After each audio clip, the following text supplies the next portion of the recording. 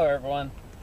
I figured while I'm making my fire to heat up my resin to attach the prong permanently to my warmer, you know, my spear thrower, I figured while I'm making a fire, I may as well share with you a little something on the way I make a fire using a ferro rod.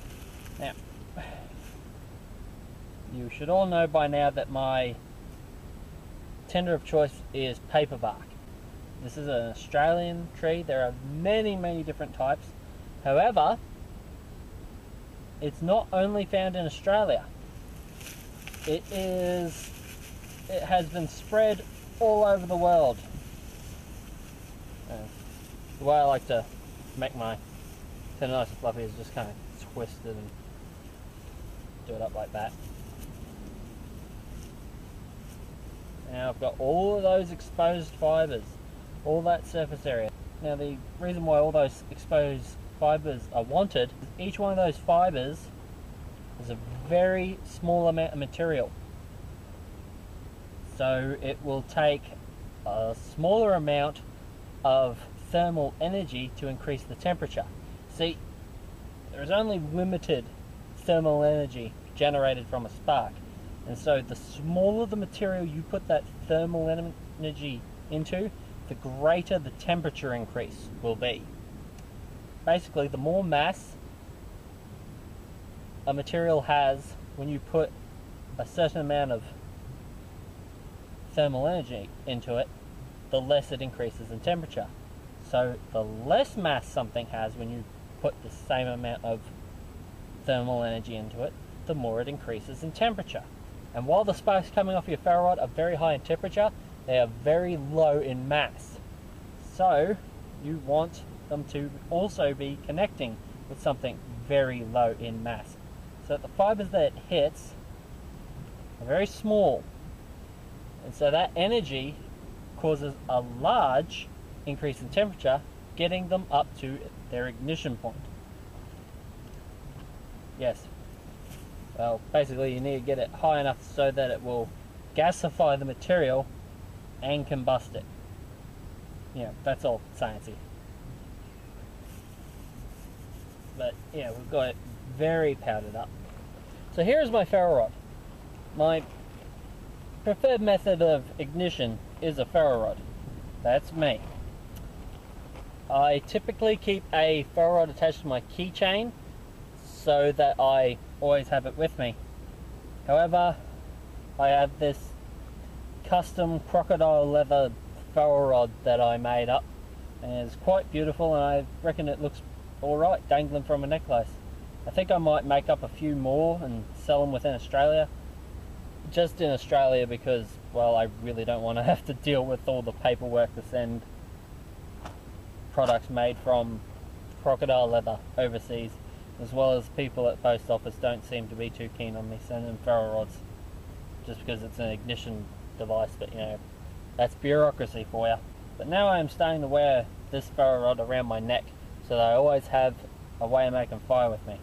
Now, which personally I think is a good idea. Now, for a striker, my preference is a carbon steel opnil, and you want that sharp 90-degree angle. Put it so that it's on kind of like a 45, and apply a bit of pressure, and that's a bit oxidized bit. There you go. Now, most people tell you you need to pull back away when using a ferro rod. I don't do that. The way I use a ferro rod is I go forwards. Now, make it very clear, a lot of people say, yes, but then you can hit your tinder. That is a big problem if you're unexperienced. Not so much if you've got more experience, but it still happens. However, I find it's a lot more common when you have your striker, you're holding it down away from the actual striking surface, and you flick it out. See that motion? That when I see people hitting their tinder, a lot of the time, that's what they're doing. That's not, however, how I do it. The way I do it is, I've got all my tinder, surface area, all of the fibers are exposed.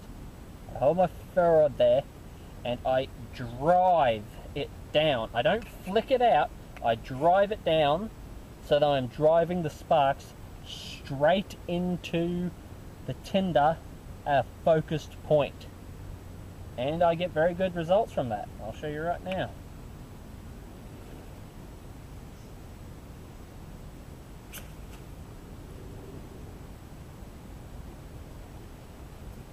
Ta-da!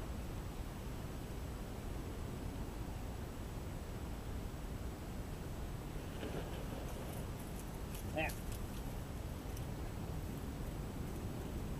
Oh, and while I'm at it, other tips are to have a bundle of kindling to go onto your tinder, pre-made, as well as water. Right behind the camera is 10 litres in a yellow dry bag. I did a video on it in the past on why I think it's a great idea to have them, so I went and got water before I started the fire, so that if it gets out of control, I can easily dump 10 litres on it, no problem. Wow, I thought it was hot before I started that fire. Yikes. Yeah. Welcome to Australia. It's kind of warm. Alright everyone,